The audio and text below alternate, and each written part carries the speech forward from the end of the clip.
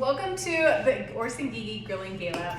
We are putting a fun little twist on this last class for you guys today. We're not going to be heading out to the grill or the smoker or even doing the Dutch oven, but we're taking those classic summer flavors and ending on a really sweet note. We have our dear sister friend here, Courtney Rich from Cake by Courtney, who is going to be sharing with us a family favorite, really heirloom recipe with your strawberry rhubarb cake. Yeah. This is like all the elements of summer wrapped up into one thing. So if maybe the grill or the smoker or the Dutch oven has been something that's a little intimidating, we have something for everyone here as we end our Grilling Gala. Well, and what's a barbecue without a cake? It's so true. I feel like this fits in because we've done the cake, my peach crisp cake on the Traeger. You can go find the instructions for that if you do want to bake your cake on the Traeger. Because you could bake this one. Oh, absolutely. So just follow all the time and the heating instructions there. This time I was like, let's just do a yummy summer cake. And this is actually inspired by one of my favorite summer desserts that we would have at my in-laws'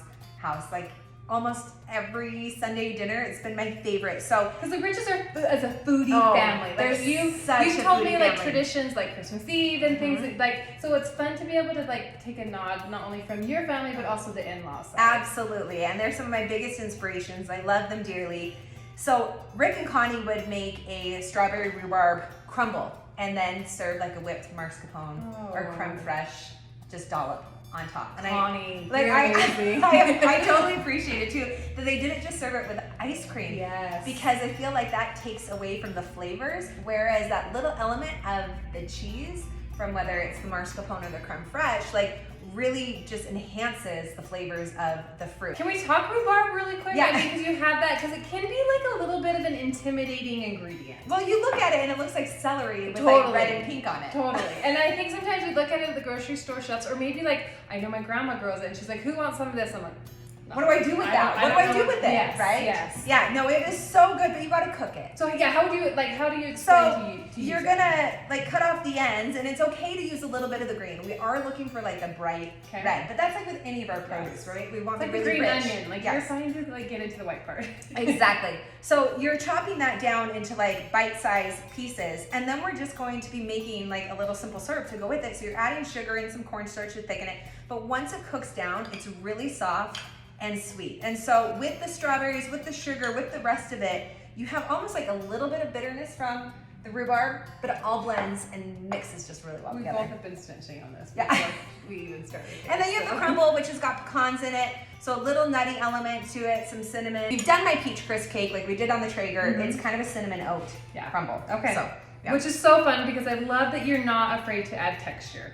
Because when we're going through all of this, it's so fun to be able to have the flavors, the textures, and just have a fun summer.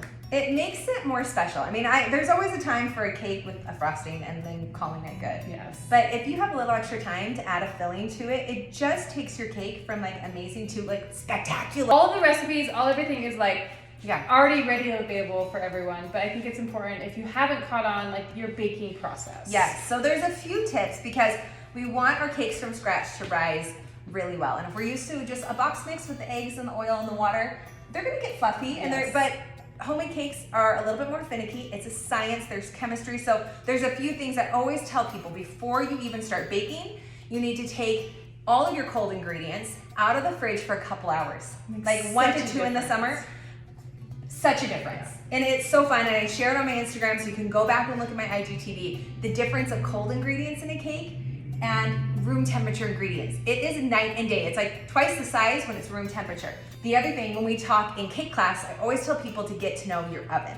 Like this is just as important as any other aspect of understanding and baking, but all of our ovens are so different. And we can have the same one, it's still gonna make different. Well, and I think so many people like look at that and go, oh no, my oven's broken, or there's something, but no, it's just understanding that they're all very different. Yes. Because I think if you look at a recipe, it's like 350 and it's like, oh, well, mine's not working. But really, it's just getting to know it and to know where to place it. Because I know here, and I'm sure you at home, you're like, I know when to not put something in the back corner. Or I know when to like, okay, this one's gonna run a little bit hotter. I'm just gonna turn it down just slightly. So. And the best thing to do too is get an oven thermometer. Yes. I mean, I have one from Gigi, and I just put it in my oven. Some people like to keep it there. I put mine in just every once in a while to double check. Put it on your middle rack in the center and just double check if the internal temperature matches what is on your screen. Because over time they do change. Yes, they do. So just adjust your screen on the outside, maybe it's reading 10 degrees hotter. So you're actually setting it for 340, but it's 350 on the inside. Hopefully that makes sense. Yes, absolutely. Yeah, so get to know your oven, room temperature ingredients. Of course, make sure your baking powder and baking soda are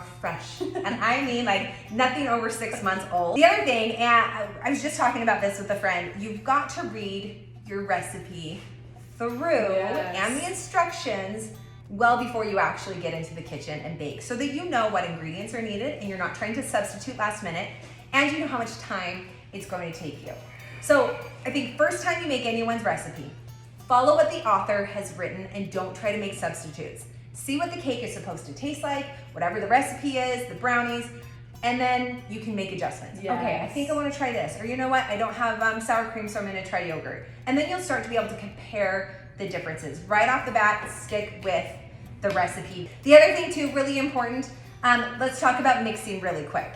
When you're mixing your sugar and butter, and if there's oil at the beginning, which are most cakes, I would think my dark chocolate cake is probably one of the only ones without butter. Yeah. You want to turn your mixer to a medium high to high speed, so that butter and sugar, and if there's oil, the oil as well, are mixing really well and you get light and fluffy. So you're mixing like 3 minutes or so. Not crazy. No, not crazy, but enough that it's really whipping it up, and you'll see it like lightens in color. It sometimes will double in like size. It just feels fluffier.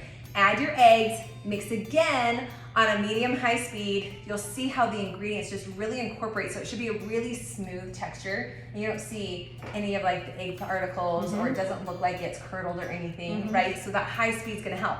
But as soon as you add your dry ingredients, low speed, please low speed, okay? Do not overmix your cake batter at that point, because that will cause it to be dense, to sink, it won't rise.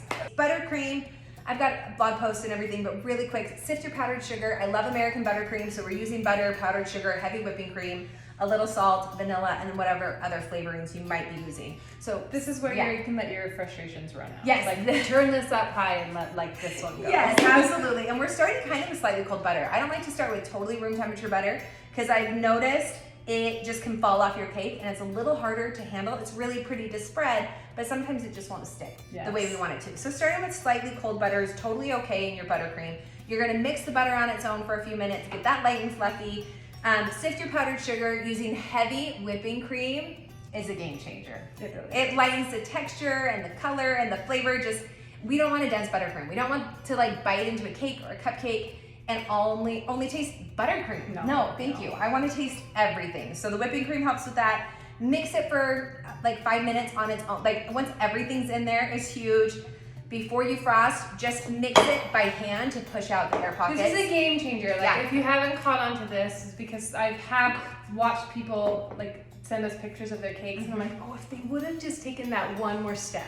Like just grab your bowl it out and just like push out the air pockets. You will get a little workout. You'll notice the difference in it really quick. But it does. It pushes out the air pockets. So your buttercream, as you're smoothing it out, will just go on a lot smoother and be easier. Okay, so those are tips for cake. Buttercream, of course, you can find those on my website at any time. Let's get started. Oh, I have a piping bag. This has a Wilton 1M tip. It's a star tip. Yeah, large open star. Okay, and this recipe is on my website, and it's the strawberry rhubarb crumble cake. So we've got vanilla bean cake layers. Which I love that you kept the cake layers simple, because rhubarb and strawberry can just be like subtle flavors. Had you gone something with a little bit more intense, I think it would have competed too much with what you've got there. Well, thank you. I agree. I think the vanilla bean is just a beautiful compliment, and reminds me of maybe adding a little bit of the mascarpone whipped cream or ice cream if you were doing that. That's kind of where the vanilla bean comes into. So I put a little buttercream down on my board, and you're placing your cake layer in the center of that 8-inch board. So that is going to be kind of our guide as we build it up. Now I am going to put a little bit of my buttercream on the cake. Because I have other fillings, I'm not doing a full cup. Usually I would do a full cup of buttercream between the 8-inch layers. This is about a half cup. I'm using my offset icing spatula, and as I turn the cake turntable away from me with my left hand, I am just gently, lightly bringing the buttercream towards me and just pushing it out towards the edge of the cake. Now, the key to keeping this surface flat, even if our cake has a little bit of a dome or is a little uneven, if you are holding the corner and your edge on the cake at all times, and we're not lifting it like this, you are gonna come out with a flat, level surface. Now the best way to check it, we gotta do a squat. Oh my gosh, it's like we're already, I'm like, man, so good. Okay, so we're just evening that out. Get eye level with it so you can see that it's totally flat. And because I have a soft filling like this Crumb Coat, I'm gonna take my piping bag and I'm gonna pipe a rim of buttercream around the entire cake. So this kind of acts as the barrier. Okay. And that sunk down a little bit, but that is gonna be our barrier to the filling so it just doesn't spill out. The other thing is, when you have a soft filling like this, and I love a lemon curd, I use it in so many cakes, don't overfill it. It will make the cake wobbly and it will start to come out the sides. We've seen it in cake class. We have seen it in cake class. So my suggestion is use just enough to give yourself like a good layer across the cake. And then if there's any leftover filling, especially that lemon curd or a lime curd, pineapple curd, anything like that, then what I want you to do is just serve a little bit of it on the side of your cake with each slice of cake. And then we've got our crumble, so we're gonna add that too. And this you can put about a half cup. You're gonna see that I just kind of pat it into place. We're still trying to make this surface pretty level. Okay. So that as we keep stacking, Okay. you know, it's nice and even. So just kind of pat that into place, and now we're ready to build up. Now these first two cake layers go top side up. So we got top side up. Now, on this one, my filling is pretty tall. What I'm looking at right here is that I can see the strawberry and the filling. So what I want you to do before you move on to the next part is take your piping bag and just cover that up. Now, the light touch is especially important here as we go to the next layer, because we don't want to push so hard on the cake that our filling is coming out, that we're pushing down. So I just want you to think light, light, light as you're decorating, right? And if it is wobbly, you can always take some straws, some plastic straws, and turn them into dowels. Okay. Just stick them in the cake after that third layer is on, cut them so they're level with the top of the cake, and then you have a little bit more structure. How many do you normally put in? A cake this size, I would put just like 4 right in there. Okay. Okay. Not just one down the middle. No, probably not. Maybe a 6-inch you could, but Okay. you want to give it some support. You've worked this hard to bake everything, Right? right? We don't want anything to come apart. So we are going to give ourselves our little border, and anything hanging over right here, don't worry about that. That's going to be part of our crumb coat. So I'm using that. That does not go to waste. Oh, you guys, this filling is just heaven. Like you could just make this and serve it with a little crumb fresh. Oh my gosh, I would be in heaven.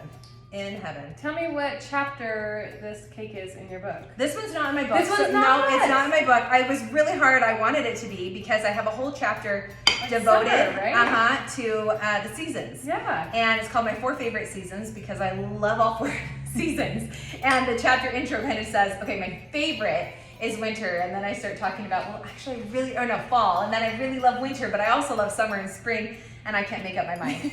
So there's 2 cakes for every season in that chapter. Okay. So the summer ones ended up being strawberry lemonade and peach crisp.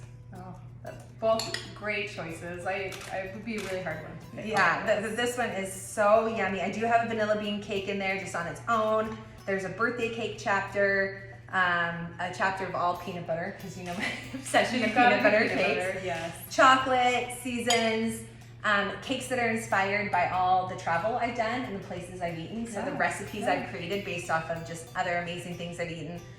Vintage cakes, so based off of like family recipes, and then we've got holidays and late night cravings. So, you know, the Tonight Show cake, anything you want to like munch on at night at like 10 or 11 and thereafter. All those flavors, They're the good ones. they're in cakes. Tell me what inspired you to finally do a cookbook, because within like the years that we've been doing all of this, we've kind of like, for a while there was like, nope, not gonna do it. Tell me what made you take the jump. I think I didn't want to wait around for someone to come to me. Yeah. And I also had a vision that I thought about for years, and I knew exactly what I wanted in my cookbook and the story that I wanted to tell. And I knew that it would probably be long and big, and I wanted lots of pictures. So I just had this vision, and knowing most publishers and cookbooks and stuff, I thought, I don't know that I'm gonna be able to sell that vision to someone else. So I just decided I'm gonna do it. And I brought on my mom. I'll cry. So I better not talk about her. No, it's good. It's good. What, we can't even get together without crying. Are you kidding me? She is my co-author and my editor to the book. And it's been a really super special experience because as I've told her the stories that I want to share in the book, we're reliving incredible family memories that are so tender and dear to my heart that I think you'll relate to. Like, you will remember the times that you did an apple festival or the strawberry patches with your kids and did the parks and you went and did s'mores late at night. And anyway, like all these just really special stories. So I hope you love them as much as I do. But she's just the most amazing to be able to do this with. And then I've got a great designer and photographer. And for all of these women, by the way, all of which are moms and women, to have this group of the 4 of us working on it, and Rosie, who helps me with my cakes, the 5 of us really, has been super inspiring and incredible. And so it's just, I can't wait for it to be done. So later this year. Of course, there's a chapter called the Cake Class.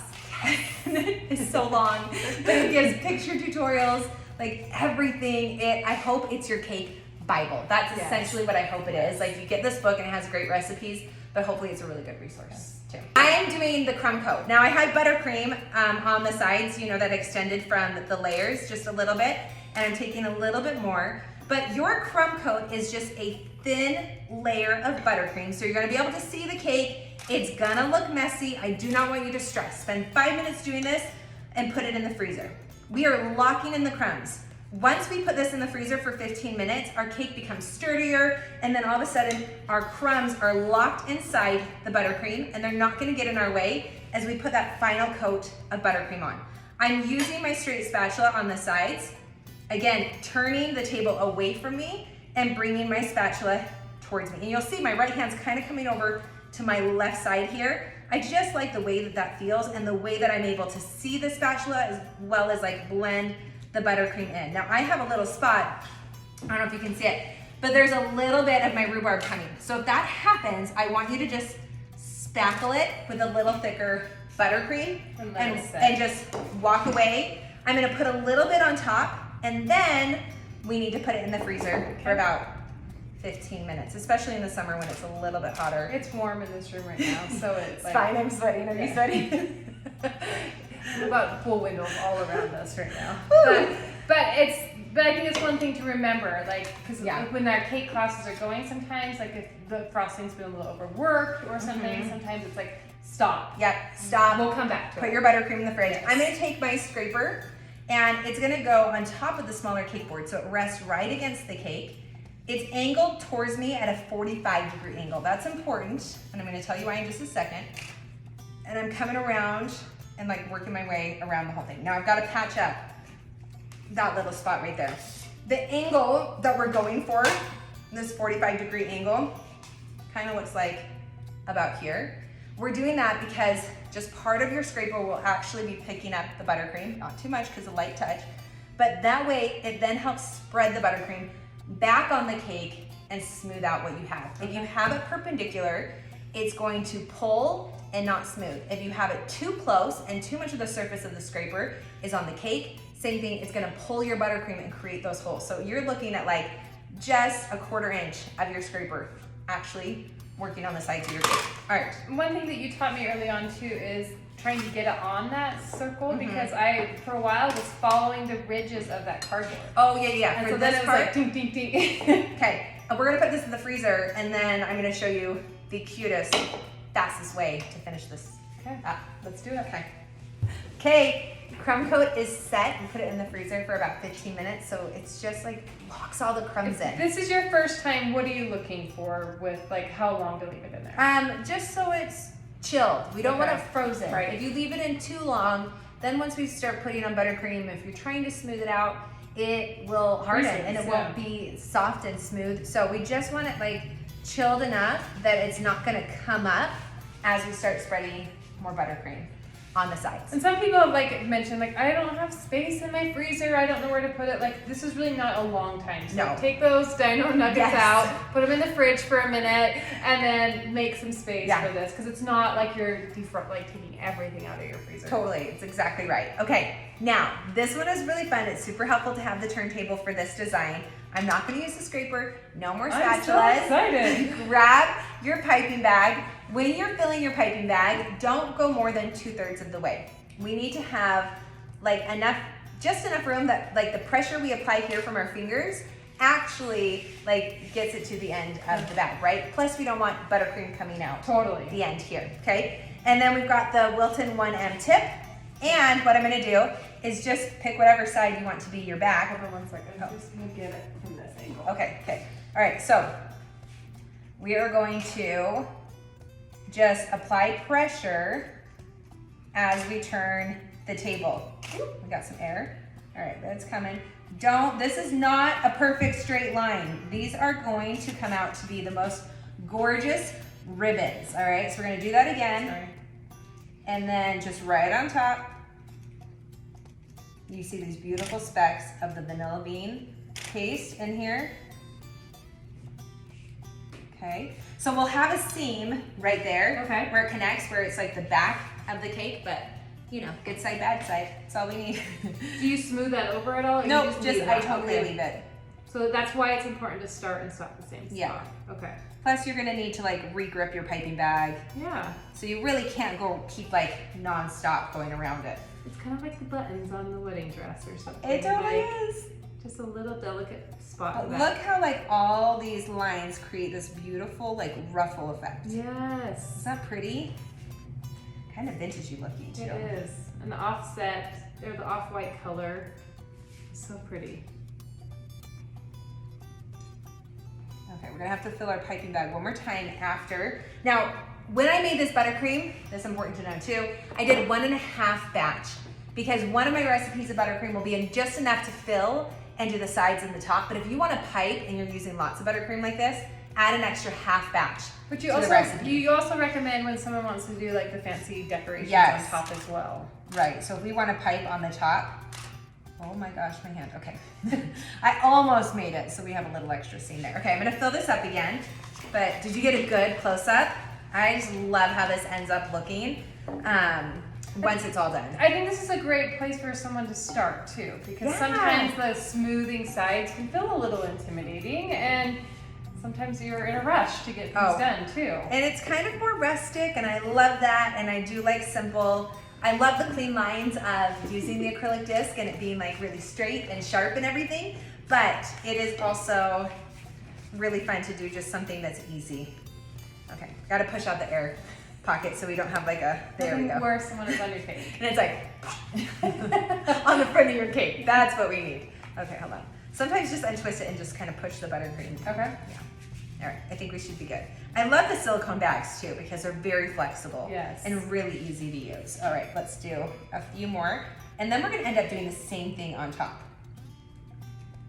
Okay, I'm gonna do the same thing, but almost go opposite actually. I don't know if that's just me, but right Is it around the easier top. to do the top going this direction? Yeah, I think so. And I do the same thing where I just keep the same, well, actually we could go all the way around. Let's try it. We'll just go nonstop. Let's see how this works. Spiral. I think I've done it both ways before, but you still have to like Your move. hand. Yeah, Look at you. You can tell your hand is shaking. yeah. It's like it's not stopping. Okay, I might. Oh wait, I need a little more buttercream. But we can always cover up like any imperfections with extra crumble. You know, Crumble or fruit. or you know. fruit. Yeah, put some strawberries on top.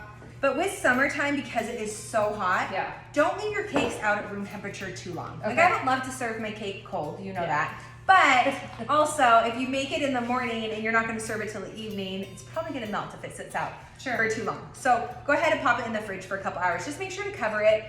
One of the things though that you always recommend is being careful when like topping with fruit, Yeah. especially too soon. Yes. So if you were to put something, wait till you're ready to serve this Yeah. one, right? So I might keep the same or something, I but like you can it. put some strawberries, and it's just like really easy and fun. Now I want to eat it. Tell us when you are, because we're using this theme, grilling to get away. Yeah. This this gala. Tell us what being in the kitchen, making cakes, creating these things is a getaway for you.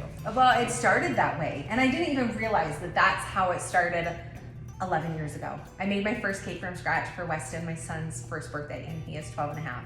And I loved just the process, and I did that because I wanted it to be the party. I wanted to impress like family, my in-laws, and so I did a cake from scratch. But I realized after that whole experience, like being in the kitchen by myself, creating while Weston was napping, and it was just me, and I didn't have other work to do, and I just could focus on something like that cleared my mind, right? Like it just cleared my mind when I was in the kitchen. And then I shared it with everyone at the party, and I loved that part too. And so then all of a sudden it was like, oh, I gotta find my way back to the kitchen because I love how it made me feel. Yes. And I just wanted to feel that way again. I wanted to feel good like that again. And it like just gradually became my safe place, my therapy, my getaway, right? When I was stressed about something, whether it was personal life, my work life, anything, I was like, I need to just clear my mind, and I'd go into the kitchen. And it became so much more than just making cakes to me. It rescued me in so many ways. Well, I know I can speak for myself and so many others that you have given us an opportunity to also enjoy that. And your recipes help it, make it so easy, your tips, your tricks. Thank you for helping all of us to get away to the kitchen through cake. So we love having Courtney here. Thank you for joining us for another fun gala. We hope you make this cake. Please let us know if you do, because we want this experience to be passed around through our kitchen to yours. So happy to. Bye guys.